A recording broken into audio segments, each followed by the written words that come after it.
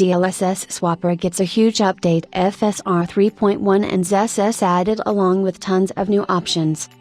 The DLSS Swapper v1.1 as well as v1.1.1 have received some major updates, which now include the option to swap FSR 3.1, XeSS, and XeSS frame generation DLLs. Users can now update FSR 3.1, XeSS, and XeSS frame generation DLL files via DLSS Swapper. The DLSS Swapper received its latest updates yesterday and today in the v1.1 and v1.1.1 editions. DLSS Swapper v1.1 is particularly huge and the v1.1.1 is just an extension towards more features. The DLSS Swapper v1.1 introduces support for updating more upscaling technologies like FSR and XeSS, which were absent before. If you aren't familiar with DLSS Swapper, it's an open source tool developed by Bradmer that can update your game DLSS DLL files.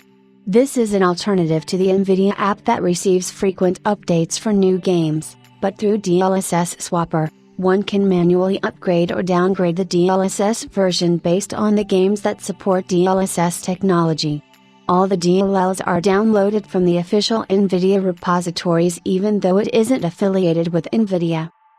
As per the release notes of the DLSS Swapper v1.1, there are tons of new features that include many major and minor functions.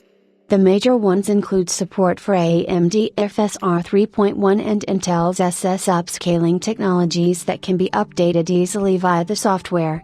However, do keep in mind that it depends on whether the game supports these upscaling methods. So, depending on the support, the options may be blanked out. Version 1.1 also adds XeSS frame generation and XLL DLSS swapping support and allows manual adding of the games that are not found in the standard installer paths. Furthermore, you can now swap the DLL files for DLSS frame generation and ray reconstruction. Plus, a ton of smaller updates can be found, including stuff like the ability to change the game cover art, add notes, and various bug fixes.